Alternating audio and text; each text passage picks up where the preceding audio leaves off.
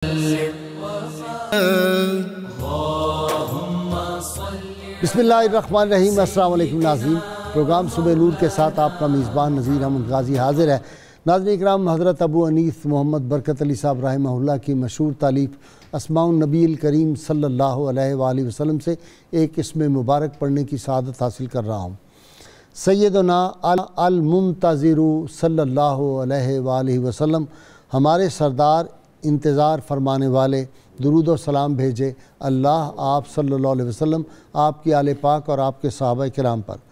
सैयदना अनस रदियल्लाहु ताला अन्हु से रिवायत है कि हुज़ूर नबी करीम सल्लल्लाहु अलैहि वसल्लम ने इरशाद फरमाया, मैं क़यामत के दिन अपनी उम्मत का खड़े होकर इंतज़ार कर रहा हूँगा ताकि मेरी उम्मत सलामती के साथ पुल सरात से गुज़र जाए।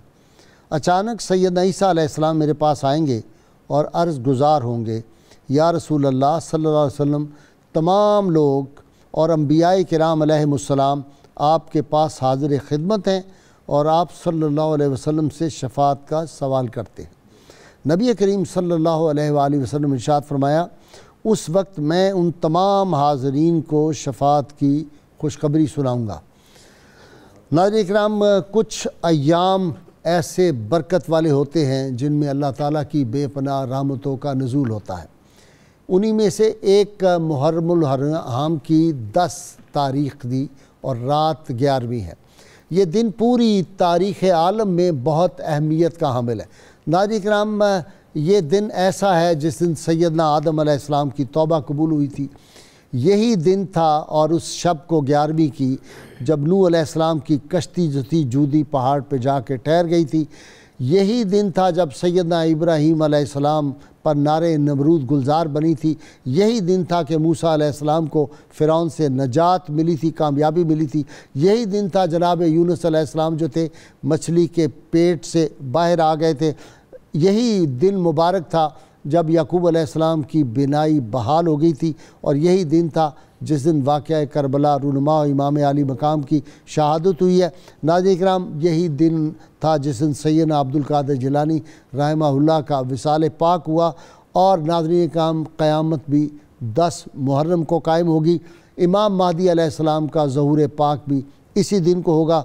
जनाब अय्यूब अलैहिस्सलाम को सेहत पाक इसी दिन मिली थी। सालेह अलैहिस्सलाम की ऊँटनी इसी दिन बरामद हुई थी। लिहाजा नाज़रीन इकराम, ये दिन इतना बाबरकत था कि सैयदना अब्दुल कादिर जिलानी रहमहुल्लाह अपनी ज़ाहरी हयात में नबी करीम सल्लल्लाहु अलैहि वसल्लम की याद में वो महफ़िल मुनक़्क़िद करते थे। उस महफ़िल पाक का नाम 11 तारीख़ की निस्बत से 11वीं शरीफ पड़ गया और ये फिर तवातुर के साथ उनके बाद औलियाए किराम जो थे वो उस दिन ख़त्म इसाले सवाब का मनाते थे, पढ़ते थे। ख़त्म पाक उसको 11वीं शरीफ कहा जाता है। नाज़रीन इकराम, शेख अब्दुल हक मुहद्दिस देलवी, मुल्ला जीवन रहमतुल्लाह अलैह, हज़रत शाह अबुल मौली रहमतुल्लाह अलैह, हज़रत अमानुल्लाह पानीपती रहमतुल्लाह अलैह और हमारे माजी करीब के बुज़ुर्गों में से जनाब पीर मेर अली शाह रहमतुल्लाह अलैह हों, पीर बरचूंडी हों, पीर जमात अली शाह, मियाँ शेर मोहम्मद शरफपुरी रहमतुल्लाह अलैह, हज़रत पीर साहब कर्मा वाले, ये तमाम बुज़ुर्गान दीन जो थे तवातुर के साथ ये 11वीं शरीफ का ख़त्म देते थे।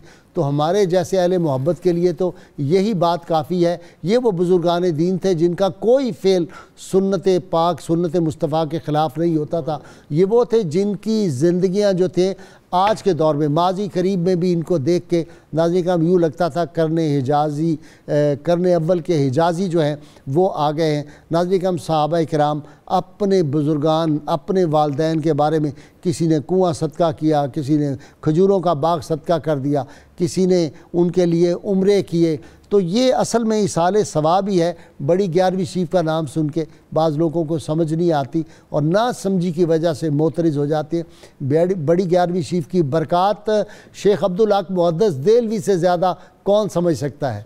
पीर मेर अली शाह रहमतुल्लाह अलैह से, पीर सयाल शरीफ से बढ़ के कौन समझ सकता है। तो नाज़रीन करम, आज बड़ी 11वीं शरीफ की बरक़ात के हवाले से हम गुफ्तगू करेंगे। मेरे साथ शरीक गुफ्तगू आपकी जानी पहचान खूब शख्सियत, मेरे स्कॉलर हज़रात में पक्के ठक्के सूफ़ी علامہ منیر احمد یوسفی، ان کے ساتھ ناظرین کرام آج نوجوان اسکالر میرے مہمان پہلی مرتبہ بن رہے پروفیسر حافظ ناصر محمود صاحب ہیں، اور ان کے ساتھ نوجوان اسکالر کئی کتابوں کے مصنف علامہ محمد احمد برکاتی۔ آپ تینوں کا بہت بہت شکریہ۔ جی علامہ صاحب، بڑی 11ویں شریف لوگ سمجھتے ہیں نعوذ باللہ عمومی طور پہ کہ یہ کوئی بدعت ہے، تو وہ کہتے ہیں جی کہ اس سے قرآن و سنت سے اس کا کوئی ثبوت دیں آپ۔ محمد و نصلی و نسلم علی رسول الکریم۔ غازی صاحب، پہلی بات تو یہ ہے کہ اولیاء کا ذکر سنت الہیہ ہے، بے شک، اس میں بدعت کا مسئلہ ہی کوئی نہیں ہے۔ سبحان اللہ۔ قرآن پاک میں اللہ پاک نے باقاعدہ نام لے کر ذکر وَاذْکُرْ فِی الْکِتَابِ مریم، جو پدیسی ولی ہے، واہ واہ، اس کا نام لے کے اللہ پاک نے ذکر کیا ہے۔ اصحاب کہف کا، اصحاب کہف کا ذکر آتا ہے، اور پھر وہ کتنا بڑا واقعہ ہے کہ سلیمان علیہ السلام اپنے درباریوں سے فرما رہے ہیں ایوکم یاتینی برشا قبل یاتونی مسلمین، اے میرے درباری بلقیس کا تخت کون لے کر آئے گا میرے اس مقام پر، واہ واہ واہ، کب کہ وہ یہاں آ جائے، قبل اس کے وہ یہاں آئے۔ تو جن کہتا ہے حضور میں لے کر آؤں گا، اور پھر کہا نہیں یہ دیر ہے، جلدی چاہیے۔ قول الذی عندہ علم من الکتاب، جس کا کتاب اس علم تھا، کہتا انا آتیک بہ، حضور میں لے کر آتا ہوں۔ وہ کتنی دیر میں لاؤ گے؟ قبل ان یرتد الیک طرف، آپ کی آنکھ جھپکنے سے پہلے لاؤں گا۔ سبحان اللہ۔ اس میں اللہ کے ولی کا ذکر ہے، اور اللہ پاک نے باقاعدہ قرآن کی آیات میں بیان کیا ہے اور سمجھایا ہے کہ ولیوں کا ذکر کرا کرو، میرا اپنا محبوب یہ بیان مسئلہ شدہ قرآن پاک کے اندر ہے۔ تو اس سے تو اللہ راضی ہوتا ہے جب اس کے ایک کتاب ہے۔ سورہ فاتحہ میں بھی تو اولیاء کا ذکر ہے نا، وہ صراط الذین انعمت علیہم، تذکرۃ الاولیاء میں حضرت بافرید الطار فرماتے ہیں، ایک بزرگ تھے، ان کا نام یحییٰ، بڑے اوریٹر تھے، وہ زبردست تقریریں کرتے تھے۔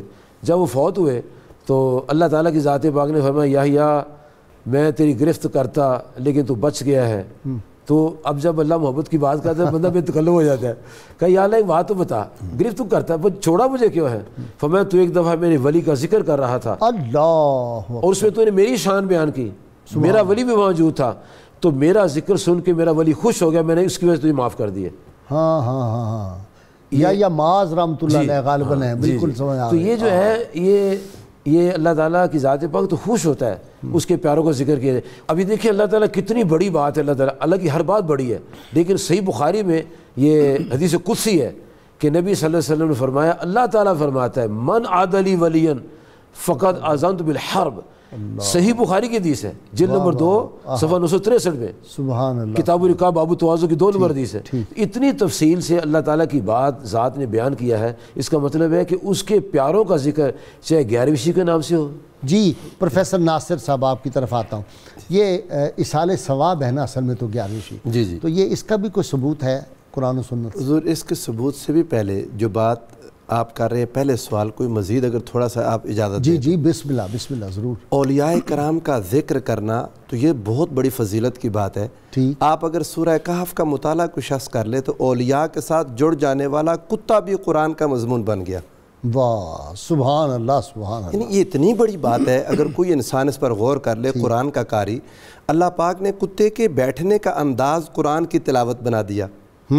اب قرآن تو ہے نا، تعلیمات ہیں، احکام ہیں، اوامر ہیں، نواہی ہیں۔ ٹھیک، اب کتے کا بیٹھنا وَكَلْبُهُمْ بَاسِطٌ ذِرَاعَيْهِ بِالْوَسِيدِ، کتا یوں بیٹھا ہوا تھا، اس سے انسانیت کو کیا سبق مل سکتا ہے؟ نہ بیٹھنے کا طریقہ انسان کتے سے سیکھ سکتا ہے، نہ کتے سے کوئی طریقہ سیکھ سکتا ہے، کچھ چیز نہیں سیکھی جا سکتی سوائے اس ایک چیز کے کہ جو اولیاء کے ساتھ جڑ جائے وہ قرآن کا مضمون بن جاتا ہے، خواہ وہ کتا تھا۔ ٹھیک ہے، اللہ پاک نے امت محمدی میں یہ تلاوت جاری کر کے اپنی سنت بتا دی کہ لوگوں اولیاء کے ساتھ جڑے رہو، اور آگے حکم دیا وَاصْبِرْ نَفْسَكَ مَعَ الَّذِينَ يَدْعُونَ رَبَّهُمْ بِالْغَدَاةِ وَالْعَشِيِّ يُرِيدُونَ وَجْهَهُ، جو لوگ اللہ کی یاد میں دن رات مصروف رہتے ہیں، اپنے آپ کو ان سے جوڑ لے، وَاصْبِرْ نَفْسَكَ مَعَ الَّذِينَ، اپنے آپ کو ان کے ساتھ جڑ جاؤ۔ جب ساتھ لگو گے تو ان کا ذکر ہی کرو گے نا، ان کا ذکر کرو گے، ان سے محبت کرو گے، ان سے تعلق اور نسبت بناؤ گے۔ تو پھر 11ویں شریف میں چونکہ ذکر سیدنا عبد القادر جیلانی، یہ بات آتا ہوں، اس طرف یہ بات لانے لگا ہوں،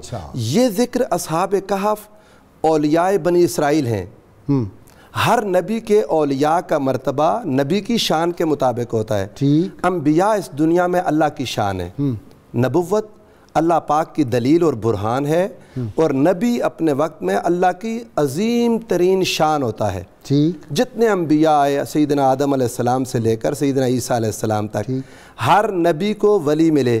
اصحاب کہف بھی اس میں آئے، اس میں حضور خضر علیہ السلام بھی آئے، بڑے بڑے اولیاء آئے، مگر چونکہ کسی نبی کی شان ہمارے آقا و مولا کی شان کے برابر نہیں تھی، سو امت محمدی کے اولیاء کی شانیں بھی پچھلی امت کے اولیاء سے برتر بلند ہوگی. ٹھیک. بلند تر ہیں، کیونکہ امام الانبیاء تھے، تو حضور کی امت کے اولیاء کا مرتبہ بلند ہوا. اس میں اب حضور غوث اعظم رضی اللہ تعالیٰ عنہ کی طرف اگر آ جائیں تو ہر زمانے کا ولی اپنے نبی کی شان ہوتا ہے. ٹھیک ہے. ہر زمانے کا ولی اپنے نبی کی شان ہوتا ہے. حضور سیدی غوث اعظم رضی اللہ تعالیٰ عنہ حضور سرور دو عالم صلی اللہ علیہ وآلہ وسلم کے وہ شان عتم ہیں کہ آپ سے بڑھ کر اس امت میں حضور کے کمالات کا مظہر ممکن نہیں. ٹھیک ہے.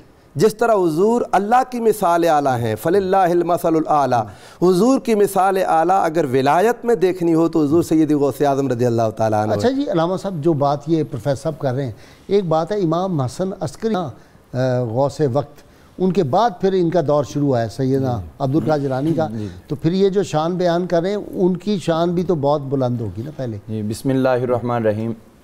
آپ کا جو سوال ہے وہ انتہائی اہم ہے، کیونکہ وہ ائمہ اہل بیت اطہار میں سے ہیں. اچھا. اور ان کا درجہ جو ہے وہ بہرحال ائمہ اہل بیت ہونے کے ناطے ہم فائق سمجھتے ہیں. ٹھیک، بس میں نے کہا یہ کریکٹ ہو جائے. یہ ہمارا ایمان ہے اور عقیدہ ہے. ٹھیک ہے. اور اس سے آگے ہم چلتے ہیں جو آپ سوال فرما رہے تھے ایصال ثواب کے حوالے سے.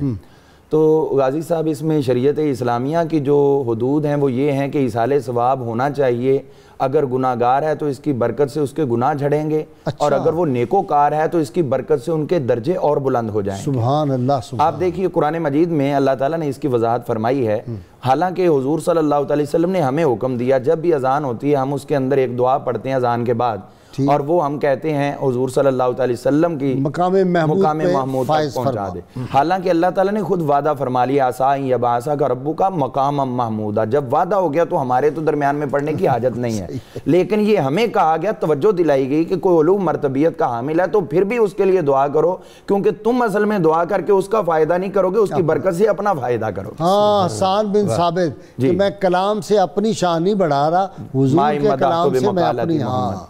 تو یہ اسی طرح ہم حضور غوث پاک رضی اللہ عنہ کو جو ایصال ثواب کرتے ہیں ہر ماہ کی 11 تاریخ کو رات 11ویں، تو یہ ان کے مراتب میں ہم اضافے کا سبب شاید نہ بن رہے ہوں، لیکن ان کی برکت سے ہم اپنے آپ کو ضرور صالحین میں شامل کر رہے ہیں. علامہ صاحب لیکن اللہ تعالیٰ کی برکتیں رحمتیں جو ان پہ نازل ہو رہی ہیں، وہ جب ہم گناہ گار بھی کریں گے تو وہ اس کے دربار میں کمی تو نہیں، وہ پتہ نہیں کتنی رحمتیں ہمارے گناہ گاروں کی وجہ سے بھی وہاں پہ نازل کرے گا. اس میں کوئی شک نہیں ہے، اس میں کوئی شک نہیں ہے کہ حضور یہ تحفہ ہے نا ان کی بارگاہ میں جا رہا ہے. حضور صلی اللہ علیہ وسلم نے جو ارشاد فرمایا الدال علی الخیر کفاعلہ، نیکی کرنے والا جس کے بتانے پہ نیکی کرتا ہے ان تمام عمل کرنے والوں کے برابر بتانے والے کو ثواب ہوتا ہے. سبحان. تو اب حضور غوث پاک کی نسبت سے جتنے لوگ نہیں پڑھتے تھے قرآن پاک پڑھنے لگے، کھانا تقسیم کرنے لگے، یہ تمام کے تمام ثواب جو ہے غوث پاک کی برکت سے ہو رہے ہیں، تو ان کے بھی مراتب اضافہ ہو رہا ہے. تو شان ولایت قدمی حاضی علی رقبت کل ولی اللہ تو پہلے ہی ہے. تو جس طرح حضور صلی اللہ علیہ وسلم کے لیے ہم مقام محمود اللہ سے عرض کرتے ہیں،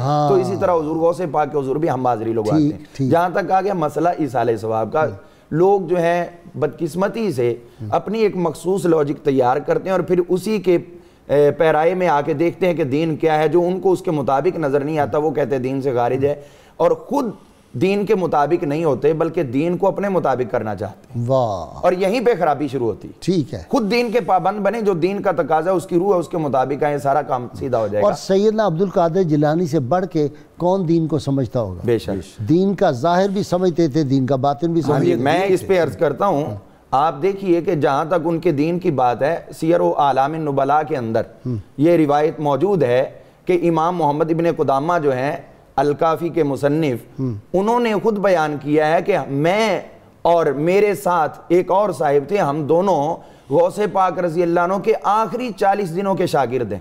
اچھا. 39 دن تک، 1 ماہ اور 9 دن ہم غوث پاک رضی اللہ عنہ کی خدمت میں رہے، اور دوسرے حافظ عبدالغنی تھے. کہتے ہیں کہ ہم نے ہدایہ آپ سے پڑھی اور پھر ایک کتاب الخرقی ہے جو فقہ حنابلہ کی ہے، وہ فقی کتاب ہے، وہ کہتے ہیں ہم نے وہ آپ کی خدمت میں پڑھ کے سنائی، 1 ماہ 9 دن ہم نے یہ آپ کی شاگردی کی اور 40ویں دن آپ کا جو ہے وہ وصال ہو گیا۔ اس کا مطلب ہے کہ غوث پاک رضی اللہ عنہ علوم و عرفان کے اتنے مرقع تھے کہ لاسٹ ٹائم تک دین اسلام کی تدریس فرماتے رہے۔ اب وہ بات جو آپ ارشاد فرما رہے تھے ایصال ثواب کے حوالے سے، اس ضمن میں عرض کروں، زیادہ مسئلہ یہ لوگ بنا دیتے جی کھانا سامنے رکھا اور اس پہ جناب یہ ہو گیا وہ ہو گیا۔ ایک بڑی نفیس روایت ہے جو امام واقدی نے بیان کی ہے، اور واقدی جو ہے وہ 207 ہجری کے متوفا ہیں، امام بخاری 194 کے متولد ہیں، یعنی قرون اولیٰ کے ہیں یہ۔ انہوں نے بیان کیا ہے کہ حضور صلی اللہ علیہ وسلم حضرت سعد بن ربیع رضی اللہ عنہ ان کی شہادت کے بعد ان کے گھر گئے اور کتنے صحابہ بھی آپ کے ساتھ گئے۔ وہاں جا کے اب میں جو روایت بیان کروں گا ہمارے جو آڈینس ہیں وہ دیکھیں کہ جو ختم شریف ہوتا ہے وہ کیا ہوتا ہے اور اس روایت کے اندر کیا ہے۔ یہ نادر الوجود ہے۔ اس کے اندر حضور صلی اللہ علیہ وسلم وہاں تشریف لے کے گئے ہیں، آپ کے لیے وہاں پہ مسند لگائی گئی، آپ کے لیے تکیہ لگایا گیا، حضور صلی اللہ علیہ وسلم تشریف فرما ہوئے۔ اس کے ساتھ وہاں پہ مرد حضرات موجود ہیں اور ساتھ میں خواتین بھی بیٹھی ہوئی ہیں، اور اس کے ساتھ ساتھ حضور صلی اللہ علیہ وسلم کی خدمت میں جب باتیں کی گئیں، محفل شروع ہوئی تو حضور صلی اللہ علیہ وسلم نے خطاب شروع کر دیا، بیان کرنا شروع کیا، اور اتنا بیان فرمایا، اتنا کہ وہ حضرت سعد بن ربیع کے اور شہادت کے معاملات آپ نے بیان کیے، خواتین اونچی آواز میں رونا شروع ہو گئی، آپ نے وہاں پر منع نہیں کیا کسی کو۔ اس کے بعد آپ بیٹھے بیٹھے بیان روکا اور روک کے فرمانے لگے لوگوں ابھی ایک جنتی آدمی تمہارے سامنے ظاہر ہونے لگا۔ اچھا، تو صحابہ کہنے لگے ابھی کون آئے گا؟ دیکھا دروازے پہ دستک ہوئی، آ جاؤ، کون ہے؟ دیکھا حضرت سیدنا ابو بکر صدیق رضی اللہ عنہ تشریف لے۔ اچھا، حضور نے پھر اپنا سلسلہ تکلم جاری کیا، پھر تھوڑی دیر بعد فرمایا ایک اور جنتی آنے والا ہے۔ تو صحابہ کہتے ہیں ہم وہ سوراخوں سے دیکھنے لگے بھی اب دیکھو کون خوش قسمت ہے جس کے آنے سے پہلے جنت ہونے کی بشارت۔ اب دیکھا دروازہ کھولا تو حضرت سیدنا عمر فاروق رضی اللہ عنہ تشریف لے۔ پھر حضور نے اپنا خطاب دوبارہ جاری فرمایا، پھر کچھ دیر بعد فرمایا ایک اور جنتی شخص آنے والا ہے۔ تو صحابہ کہتے ہیں ہم گھٹنوں کے بل ہو کے اوپر سے دیکھنا شروع ہو گیا بھی اب کون آ رہا ہے، تو دیکھا حضرت سیدنا مولا علی المرتضیٰ شیر خدا تشریف لے۔ یہاں پہ پھر حضور صلی اللہ علیہ وسلم نے جو خطاب ہوا ہے، کھانا آپ کے سامنے رکھا گیا ہے، وہ کھانا آپ نے وہاں پہ تناول فرمایا ہے سعد بن ربیع کے لیے، اور اس کھانے کے اندر گوشت بھی پکا ہوا ہے، اس کھانے کے اندر دیگر لوازمات بھی ہیں، حضور نے خود بھی تناول فرمایا ہے، اور وہ آپ نے صحابہ کو بھی کھلایا، اور ٹائم کیا ہے؟ ظہر سے عصر کا، ظہر سے عصر کا۔ اور اس کے بعد جب یہ ختم ہوا تو پھر آپ کے لیے کھجوریں پیش کی گئی، میٹھی چیزیں پیش کی گئی، آپ نے وہ تناول فرمائی۔ اس کے بعد پھر آپ نے خطاب کیا۔ اب یہ سارے کے سارے معاملات تو ختم شریف میں نہیں ہو رہے تو اور کہاں ہو رہے؟ یہ سعد بن ربیع وہی جنہوں نے کہا تھا امت کو میرے قبیلے کو پیغام دے دو، بالکل وہی، جب تک ایک آنکھ اور ایک ہاتھ بھی باقی ہے رسول اللہ صلی اللہ علیہ وسلم کی طرف کوئی ہاتھ نہ بڑھا سکے۔ بے شک وہی ہیں، قربان ہو جائے سعد بن ربیع، سبحان اللہ۔ علامہ صاحب ایصال ثواب کا علامہ برکاتی نے بہت اچھی، یہ تو احادیث مبارکہ جتنی ہیں وہ جب پڑھی جاتی ہیں، اور خاص طور پہ اس طرح جس طرح انہوں نے بیان کیا ہے تو مجھے تو ایسے لگ رہا تھا کہ میں وہاں قریب ہی بیٹھا ہوا یہ سارا منظر دیکھ رہا ہوں۔ ایمان جو ہوتا ہے نا آدمی کو وہ لے جاتا ہے وہاں، محبت کے ایک اپنے انداز ہے۔ جی ایصال ثواب، صحابہ کرام اپنے بڑوں کے لیے صدقہ کرتے ہیں۔ دیکھیں ایک بات عرض کرنی ہے کہ کتنی سمپل سی بات ہے، دعا میں نے کرنی ہے، کھانا پیچھے کروں گا اگر کروں گا۔ ویسے پیچھے کی میں آپ کو مثال، میں گیا تھا یونیورسٹی میں، وہاں جب صلاۃ و سلام پڑھنے لگے تو سب لوگوں نے ہاتھ اس طرح باندھے ہوئے تھے، ایک پروفیسر صاحب جو تھے انہوں نے پیچھے باندھے ہوئے تھے، تو انہوں نے کہا جی یہ کیا ہے؟ میں کہا جو خطرناک ملزم ہوتے ہیں ان کو پیچھے الٹی ہتھ کڑی لگاتے ہیں۔ حدیثوں میں آتا ہے وہ غزوہ تبوک میں جہاں کھانا ختم ہو گیا تو پھر آپ نے جو بچا تھا سب منگوا کے سامنے رکھا، فقرا ما شاء کرا، آپ نے پڑھا جو پڑھنا تھا، وہ کیا پڑھا؟ قرآن شریف پڑھا ہوگا نا، اس کے بعد وہاں لیتے جاؤ اس میں سے۔ سبحان اللہ، لوگ برتن بھر بھر کے لیتے، ختم ہی نہیں ہوا وہ۔ سبحان اللہ۔ حضور نبی کریم صلی اللہ علیہ وسلم کے صحابہ کرام کیا کرتے تھے؟ نسائی شریف میں، بخاری شریف میں یہ واقعہ موجود ہے کہ اپنے والدین کے وصال کے بعد آقا کریم صلی اللہ علیہ وسلم سے عرض کیا کرتے تھے، یا رسول اللہ صلی اللہ علیہ وسلم میری والدہ فوت ہو گئی ہے، میں ان کے لیے کچھ صدقہ کرنا چاہتا ہوں، تو آپ مجھے ارشاد فرمائیں کون سا صدقہ افضل ہے؟ لفظ ہے فی صدقۃ افضل، فقال الماء، پانی بہترین صدقہ ہے، اس لیے خطرے سے پانی بھی رکھتے ہیں، واہ واہ واہ، گلاس پانی کا رکھتے ہیں۔ وہ کیا ہے؟ سعد کی ماں کا کنواں بھی مشہور تھا، اور وہاں حدیث میں لفظ ہے ہاذہ لام سعد، اچھا it is for the mother of Saad, یہ سعد کی ماں کے لیے ہے، اور نامینیشن سے بتا دیا کہ نام لگنے سے چیز آرام نہیں ہوتی۔ وہ تو میں نے ایک پروگرام میں عرض کیا تھا کہ باب فاد فات بن عبدالعزیز، باب عبدالعزیز، کعبۃ اللہ کے ارد گرد مسجد حرام میں دروازوں کے نام ہیں. وہاں تو گنجائش نکل سکتی ہے دروازے، خیر کھانے کی بات ہو رہی ہے. کھانے پینے پر نام رکھے کچھ نہیں ہوتا. ٹھیک ہے. اللہ تعالیٰ نے کئی آیات ہے قرآن پاک میں، طعامکم طعام الذین، غنم القوم غنمی، میرا اجڑ میری قوم کا ریوڑ ہے جی، یہ الفاظ قرآن پاک میں. جناب حضرت اچھا 11ویں شب میں کرتے کیا ہیں آپ؟ بس آتے ہیں اور لڈو بیٹھ کے کھا کے چلے جاتے ہیں؟ نہیں ایسے نہیں ہوتا. 11ویں شب میں ہوتا ہے لوگ بیٹھتے ہیں اور پیر صاحب کوئی بزرگ علماء دین بیٹھتے ہیں، باوضو بیٹھتے ہیں، دو زانو بیٹھتے ہیں، بڑے ادب سے بیٹھتے ہیں اور تلاوت قرآن مجید پہلے ہوتی ہے، جائز ہے. پھر اس کے بعد منقبت ہوتی ہے، ناشف ہوتی ہے، جائز ہے. پھر اس کے بعد حالات زندگی بیان کی جاتی ہے، غوث پاک کون تھے، کب پیدا ہوئے، بچپن میں کیا تھا ان کا عالم، اور پھر جوانی اور لڑکپن کیسا تھا، ان کو فیض کہاں سے ملا تھا، یہ ساری تفصیل بارگاہ نبی صلی اللہ علیہ وسلم سے ان کو فیض ملا، اور جہاں سے فیض ملا اس فیض کے دریائے کلزم رحمت کی کیا شان ہے، یہ بیان ہوتی ہے. بالکل سارا کچھ بیان ہوتا ہے. پھر ان کا غریب پروری کا بیان ہوتا ہے، ان کی کرامات بیان ہوتی ہیں جو اللہ بان قرآن پاک میں اولیاء کرامات بیان فرمائیں گے. پھر ان کی شخصیت بیان ہوتی ہے، وہ سچ بولتے تھے، وہ شخصیت بیان ہوتی ہے. فتول غیب کے حصے پڑھے جاتے ہیں، بتائے جاتے ہیں فتول غیب کے حصے. فتول غیب جی بالکل.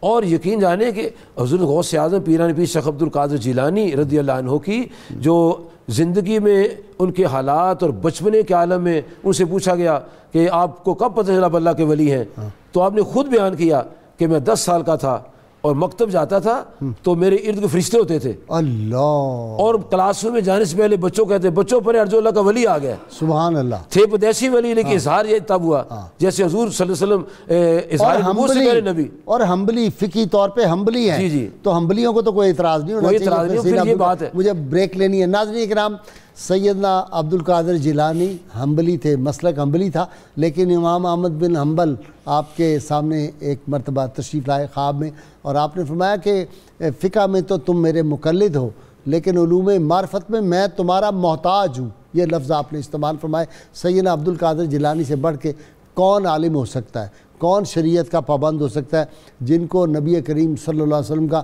لعاب دہن نصیب ہوا، علی المرتضیٰ شیر خدا کا لعاب دہن جن کو نصیب ہوا، جن کی بشارات حضرت جنید بغدادی رحمۃ اللہ علیہ جیسی عظیم ہستیوں نے دی، امام حسن عسکری نے جن کے لیے اپنا جو تھا امامہ شریف وہ بطور تحفہ بھجوایا اور وہ نسل در نسل آ کے آپ کو آپ کی خدمت میں پیش کیا گیا. تو ناظرین کرام یہ ذکر پاک جاری رہے گا. وعلى آله وصحبه وبارك وسلم اللهم صل.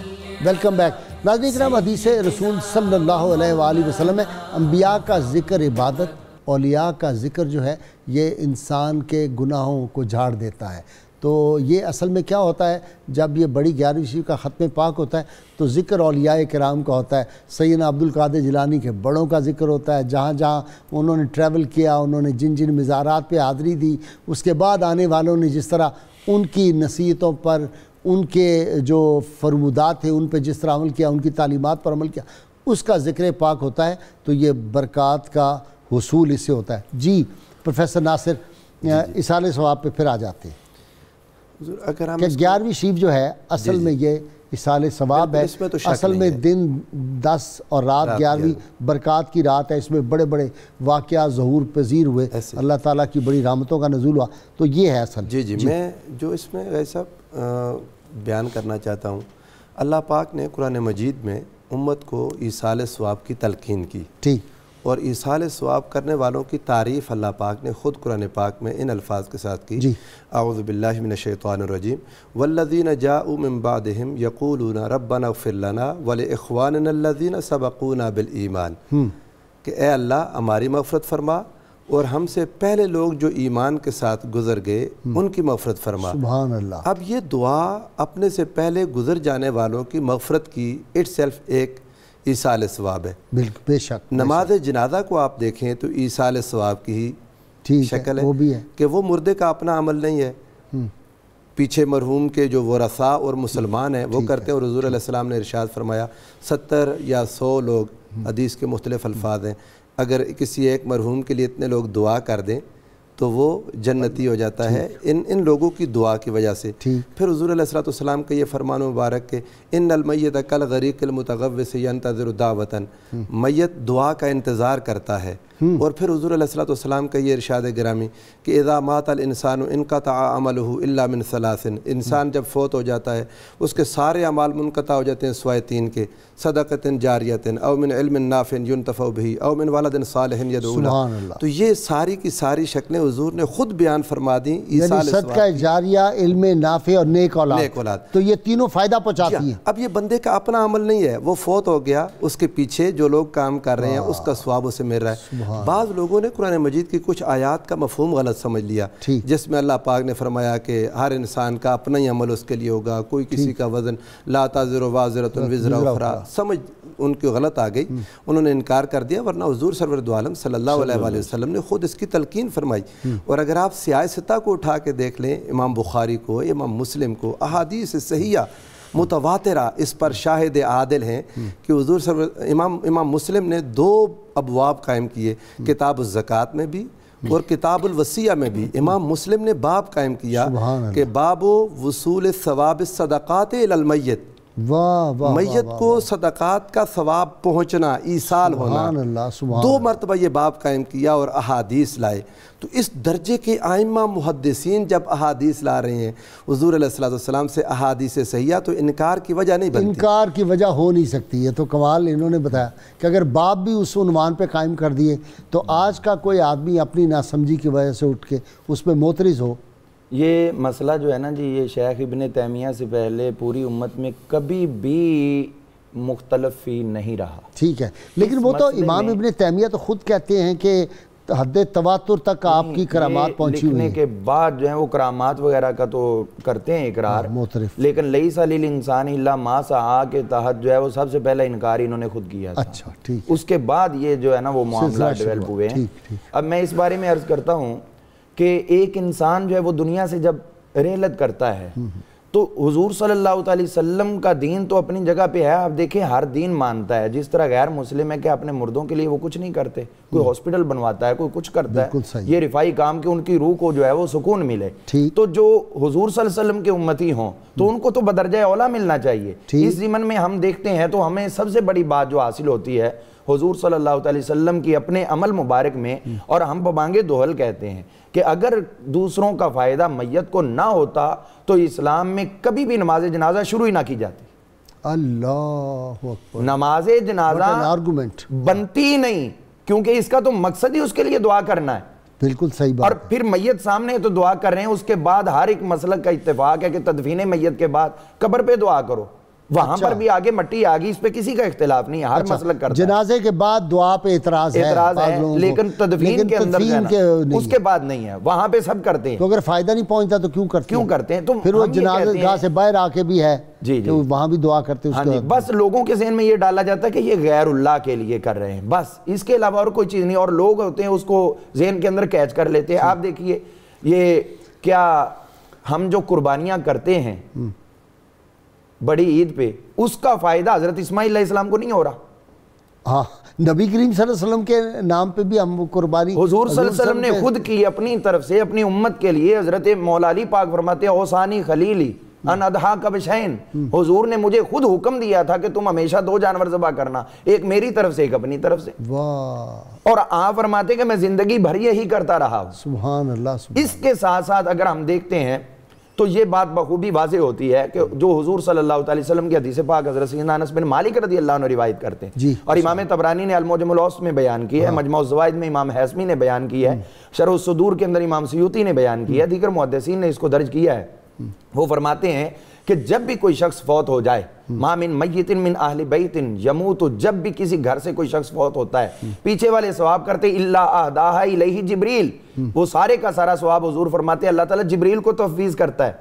جبریل علیہ السلام وہ ثواب لیتے ہیں اور لے کے طبق میں نور کے طبق میں رکھ دیتے ہیں، اور اس میں رکھ کے پھر آ جاتے ہیں اس صاحب قبر پہ، اس کی قبر پہ آ کے ندا دیتے یا صاحب القبر العمیق، اے گہری قبر میں آرام کرنے والے، ہاذہ ہدیۃ اہداہا الیک اہلک، یہ تحفہ ہے، ہدیہ ہے جو تیرے گھر والوں نے بھیجا. واہ واہ واہ، یہ تحفہ ہے تیرے گھر والوں نے. فَأَقْبِلْهَا، واپس نہ جانے دینا، قبول فرما لو اس کو. ہائے ہائے ہائے ہائے ہائے. اور اس کے بعد حضور فرماتے جیسے ہی اس کو یہ کہہ کے آپ داخل کرتے ہیں ثواب اس کی قبر میں، تو وہاں پر پھر جا کر کیا ہوتا ہے؟ حضور صلی اللہ علیہ وسلم فرماتے یستبشر بہ، وہ میت قبر کے اندر خوش ہو جاتی ہے. واہ، اس کو بتایا جاتا ہے اہلوں کا، ہاں جی تیرے گھر والے، یعنی فلاں تیرا باپ یا تیرا بھائی یا تیرا بیٹا، تیرے اعزاء و اقربا، تیرے دوست، وہ سارے انہوں نے ثواب بھیجا ہے، اور وہ سب سے خوش ہو رہا ہے کہ میرے پچھلے ابھی زندہ ہے. واہ واہ، میرے پچھلے ابھی زندہ ہے. تو حضور فرماتے ہیں وَيَحْزُنُ جِيرَانُهُ لا يُهْدَى إِلَيْهِمْ، اس قبر کے دائیں بائیں جتنی قبریں جن کو کوئی ثواب نہیں بھیجتا وہ غمزدہ ہوتے ہیں. وہ کہتے ہیں کاش ہمیں بھی کوئی بھیجنے والا ہوتا، کوئی ہمیں بھی ایصال ثواب کرتا تو ہم بھی اس کی طرح خوش ہوتے. یہ حضور صلی اللہ علیہ وسلم کا کتنا مضبوط ترین فرمانے علی شان اور قبر کی کیفیت کا اظہار ہے. سبحان اللہ. میں کہتا ہوں ایک تو وہ ہے جن کے مردے پیچھے زندہ ہیں اور وہ بھیج رہے ہیں، اور ایک وہ ہیں جن کے زندہ بھی ہیں اور مردوں سے بڑھ کے ہیں، بھیجتے ہی نہیں اور بھیجنے والوں کو بھی روک رہے ہیں. اللہ تعالیٰ ہمیں موت کو سمجھے ہے غافل اختتام زندگی، اقبال کہتا ہے موت کو سمجھے ہے غافل اختتام زندگی، ہے یہ شام زندگی صبح دوام زندگی. جی صبح دوام زندگی پہ آ جائیں گے. حضور صلی اللہ علیہ وسلم کا اپنا عمل مبارک، ام المؤمنین سیدہ خدیجہ الکبریٰ رضی اللہ تعالیٰ عنہا کے وصال شریف کے بعد اب گاہے بگاہے دمبا چھترا بکرا ذبح کرتے تھے، اور پھر اس کے بڑے بڑے گوشت کے پیسز بناتے تھے، اور آپ فرماتے فلاں گھر دے آؤ، فلاں گھر دے آؤ، فلاں گھر دے آؤ، فلاں گھر دے آؤ. تو ایک موقع پر صحابہ پوچھتے یا رسول اللہ صلی اللہ علیہ وسلم یہ کون خوش نصیب ہیں جن کو آپ تحائف پیش کرتے ہیں؟ فرمایا یہ میری زوجہ مطہرہ سیدہ خدیجہ رضی اللہ عنہا کی سہیلیوں کے گھر ہے. وصال کے بعد وصال شدہ کے عزیزوں کے ساتھ محبت کرنی، اور پھر نبی صلی اللہ علیہ وسلم کی ذات پاک کی شان دیکھیں.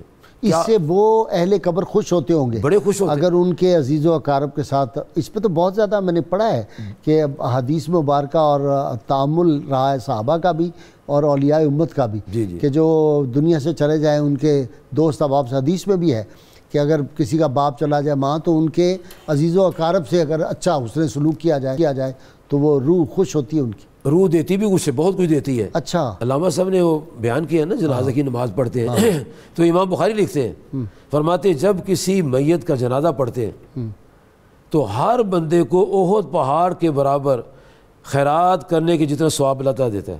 اللہ، میت کی وجہ سے وہ کہتے ہیں میت کسی کو نفع نہیں دے سکتی، وہ فوت ہو گیا ہے تو اس کی وجہ سے ہر بندے کو احد پہاڑ کے ثواب. یہ صحیح بخاری میں آتا ہے. ذرا دوبارہ اس کو دہرائیں. امام بخاری صاحب رحمۃ اللہ صحیح بخاری میں کتاب الجنائز میں کہ جب کسی فوت شدہ کا جنازہ پڑھتے ہیں وہ نیک ہے، وہ منتقی ہے، جو کچھ بھی ہے، پیچھے جو کھڑے ہزاروں لوگ جنازہ پڑھنے والے امام اور ہزاروں لاکھوں بندے، ہر بندے کو فی کس ہر بندے کو احد پہاڑ کے برابر ثواب ملتا ہے کہ اس سے جنازہ پڑھا ہے. تو جو کہتے ہیں جو فوت کسی کو نفع نہیں دے سکتا ان کو پڑھنا نہیں آتا. بخاری شریف میں کیا لکھا ہے؟ وہ تو فوت شدہ کتنے نفع دے رہا ہے. اور پھر حضور صلی اللہ علیہ وآلہ وسلم کے صحابہ کرام اپنے وصال شدہ کے لیے کیا کچھ نہیں کرتے تھے. ہم لوگ ان کی نقل کرتے ہیں. ہمارے باغ نہیں ہے، کنویں نہیں ہے، ہم باغ کے پھل لے آتے ہیں، کنویں سے پانی لے آتے ہیں. اور وہ کیا کرتے تھے؟ وہ نبی صلی اللہ علیہ وسلم کو گواہ بناتے ہیں. صحیح بخاری کا لفظ ہے انہی اس شہدوں کا، حضور میں آپ کو گواہ بناتا ہوں. اچھا اب ہم کیا کریں؟ نبوت تو سلسلہ ختم ہو چکا ہے، اب نبی کوئی آنا ہی نہ پیدا ہو نہ کوئی آنا ہے، نیا نبی کوئی نہیں آئے گا، ختم نبوت کا سلسلہ ہے، وہ تو بند ہو گیا دروازہ. اچھا اب ہم کیا کریں؟ انہوں نے تو حضور صلی اللہ علیہ وسلم کو بلا لیا، ہم کیا کریں؟ تو حضور فرماتے العلماء ورثۃ الانبیاء، علماء میرے وارث ہیں. تو ہم کیا کرتے ہیں؟ ایسے موقع علماء کو بلا لیتے ہیں، کہتے ہیں جناب یہ پانی پڑا ہے، یہ دودھ پڑا ہے، یہ پھل پڑے ہیں، یہ کھانا پڑا ہے، اور آپ دعا فرمائیں تاکہ ثواب ان کو پہنچے. مجھے ایک بندہ کہتا ہے غوث بڑا ثواب پیش کرتے ہو، وہ تو پہلے نیک ہیں، اپنے ابا جی کو دو، بہن بھائی کو دو. میں ان کو بھی دیتے ہیں، لیکن ایک بات سنو، حضور فرماتے المرء مع من حبہ، قیامت کے انسان اسی سے ہوگا جس سے محبت ہم محبت کے لیے تحفے پیش کرتے ہیں، اور تحفہ اسی کو جس سے محبت ہوتی ہے. دشمن کو تحفہ دیتے کوئی نہیں ہے. اب وہاں لیک ہو جائے گا. اور قرآن پاک میں اللہ فرماتا ہے یا ایھا الذین آمنوا اتقوا اللہ وکونوا مع الصادقین، اے ایمان ڈرو اللہ سے اور سچوں کے ساتھ ہو جاؤ. اور حضور صلی اللہ علیہ وسلم سے فرمایا، آپ کو پتہ بھی سب کو پتہ ہے کہ ایک آدمی آیا اسے دنیا سے جانا ہے، تو آپ نے فرمایا کہ یہ امام حسن امام حسین اللہم انی احبہما، میں ان سے محبت کرتا ہوں، فحبہما، یا اللہ تو محبت فرما.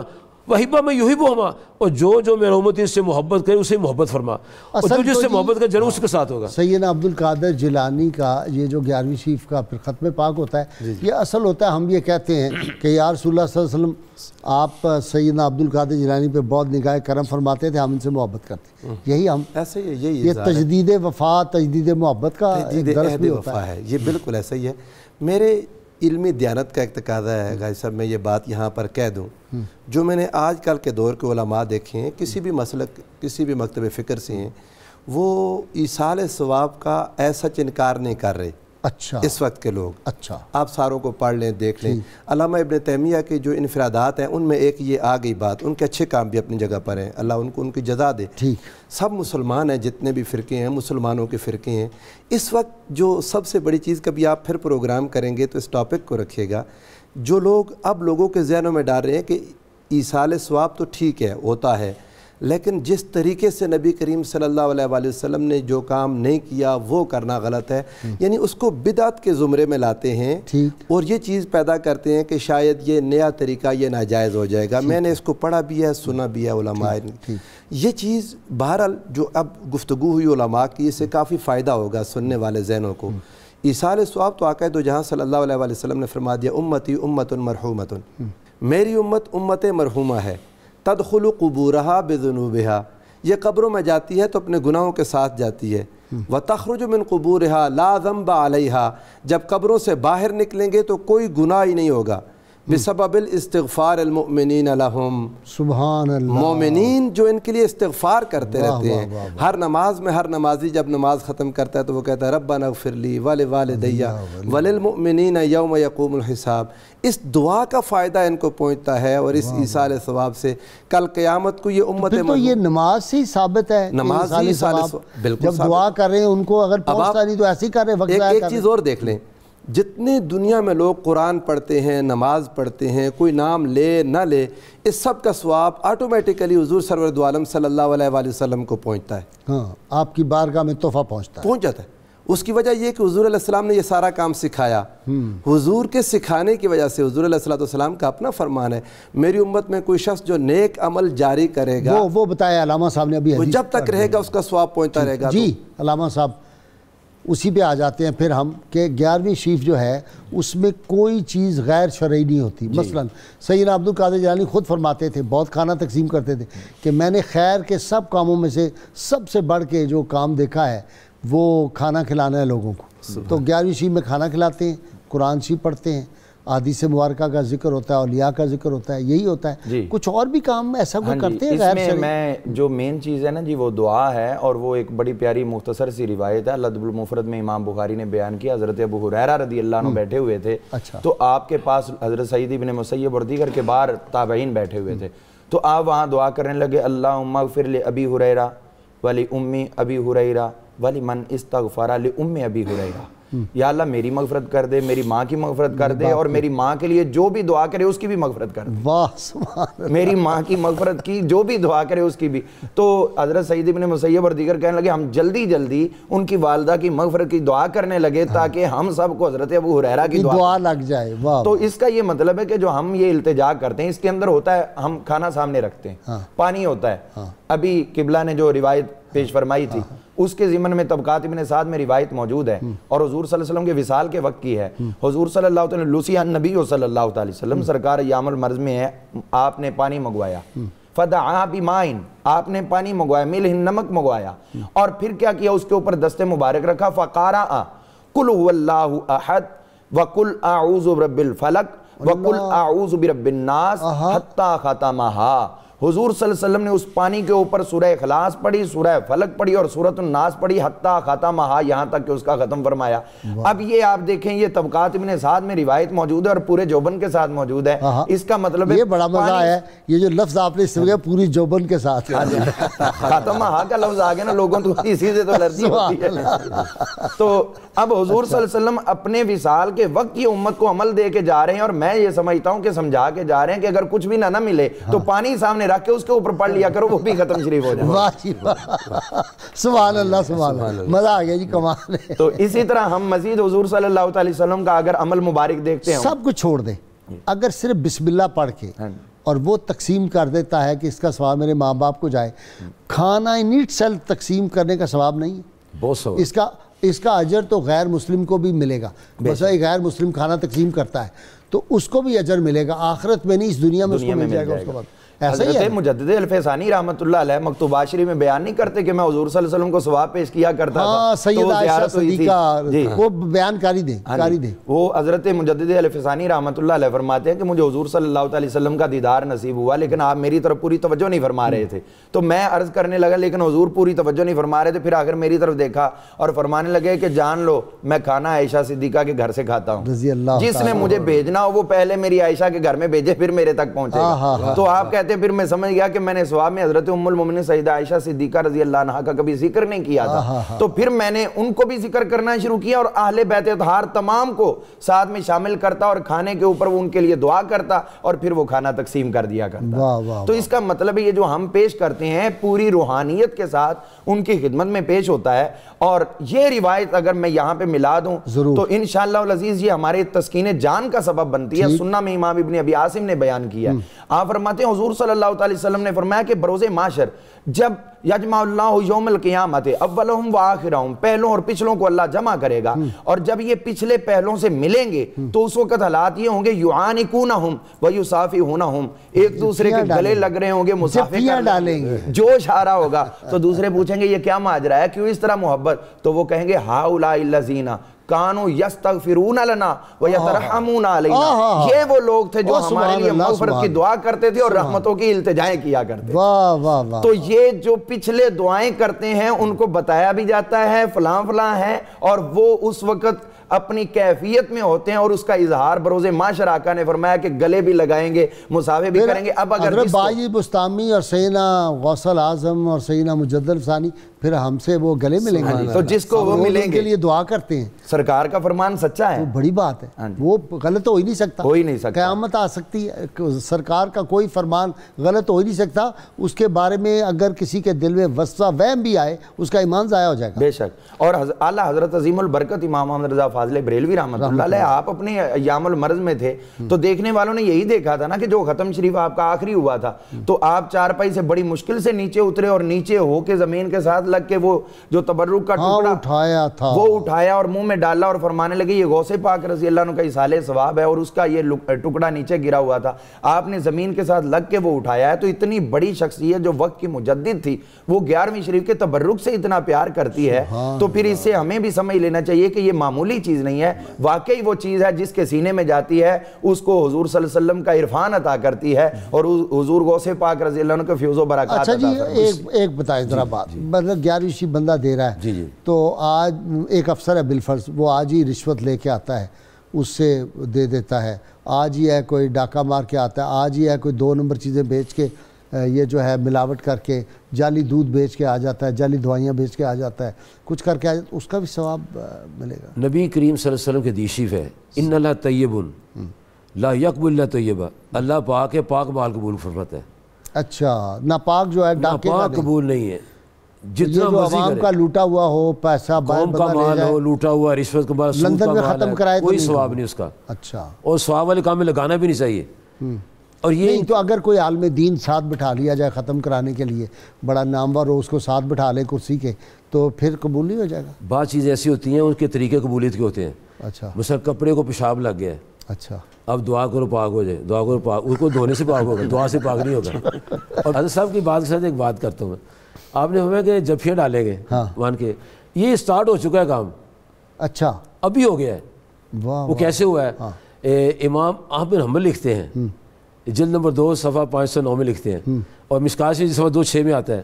اس طرح ابن ماجہ 3660 میں حدیث آتی ہے. مجموعہ الزوائد میں جلد نمبر 7 اس میں آتے ہیں کہ آقا کریم فرماتے ہیں جب کوئی مسلمان اپنے عزیز رشتہ دار کے لیے ذکر کرتا ہے دعا کرتا ہے تو لائیو جیسے لائیو پروگرام ہوتا ہے نا، لائیو اسی وقت وہ دعا اس کے نام مال میں جمع ہو جاتی ہے جس کے لیے دعا کی جاتی ہے. اور فیقول یا ربی انا لی ہذہ، مولا کریم میرا تو بیلنس اتنا تھا یہ بیلنس کیسے بڑھ گیا ہے؟ تو اللہ فرماتا ہے فیقول بے استغفار ولدک لک، تیرے پتر نے دعا کی ہے میں نے درجہ بلند فرما دیا واہ واہ واہ واہ، حضرت ایک میں گزارش کرتا سبحان ہوں اللہ، پہلے دعائیں ہوتی تھی صدقہ ہوتا تھا استغفار ہوتا تھا یہ ٹرمز ہیں جو یوز ہوتی ہیں احادیث کے اندر اچھا ان ساری ٹرمز کو ہم نے ایصال ثواب کے اندر جمع کر لیا اور کام وہی کر رہے ہیں صدقہ کر رہے ہیں دعا کر رہے ہیں اور پانی بانٹ رہے ہیں دودھ بانٹ رہے ہیں کھانے بانٹ رہے ہیں اس کا نام ہے ایصال ثواب حدیثوں میں ثواب کا ہی لفظ آتا ہے ایصال کا ملانا آتا ہے جب سب کچھ مل جاتا ہے اس کو ایک پیٹ ورڈ دے کے کہ یہ اس کام کے لیے اس کے سارے آ گیا صدقے آ گئے خیرات آ گئی دعا استغفار آ بہت گئی شکریہ اب میرا خیال ہے جی اللہ کے فضل و کرم سے ناظرین کرام کسی کے ذہن میں کوئی ڈاؤٹ نہیں رہا ہوگا یہ کوئی ایسی قصے کہانیاں کچے نہیں بیان کیے تمام کتب کے حوالے احادیث مبارکہ کے حوالے آج میرے اسکالرز نے کیے میں سمجھتا ہوں کوب ویب جو ہوتے ہیں نا انسانوں کے ذہنوں میں مکڑی کی جالا تن دیتی ہے ذہنوں میں بھی مکڑی کے جالے ہوتے ہیں وہ آج سارے جالے انشاءاللہ تعالیٰ امید ہے اتر جائیں گے اللہ تعالیٰ سب کو یہ توفیق عطا فرمائے کہ وہ اپنے بڑوں کے لیے پڑھ کے ان کو ایصال ثواب کریں ان کے لیے صدقہ خیرات کریں غریبوں کو کھانا کھلائیں علامہ صاحب آپ کا بہت شکریہ پروفیسر آپ کا بھی شکریہ ناصر اور برکاتی صاحب آپ کا بہت شکریہ ناظرین کرام کتاب الشفا سے نسخے کا وقت ہو گیا روحانی ترقی کا حصول جو شخص ہر نماز کے بعد 11 بار سورہ فاتحہ کا ورد کرتا ہے اللہ تعالیٰ اسے روحانی ترقی عطا فرماتا ہے اور اس کا خاتمہ بالخیر ہوتا ہے شرط یہ ہے کہ اول و آخر کم از کم 11 مرتبہ کوئی بھی درود پاک جو آپ کو آتا ہو وہ آپ ضرور پڑھیں خلیفہ چہارم سیدنا علی مرتضیٰ شیر خدا رضی اللہ تعالیٰ عنہ فرماتے ہیں پریشانی خاموش رہنے سے کم صبر کرنے سے ختم اور شکر کرنے سے خوشی میں بدل جاتی ہے اللہ تعالیٰ سے دعا ہے کہ ہمیں حضور رحمت عالمین صلی اللہ علیہ وسلم کی غیر مشروط محبت اور لا محدود وفاداری نصیب فرمائے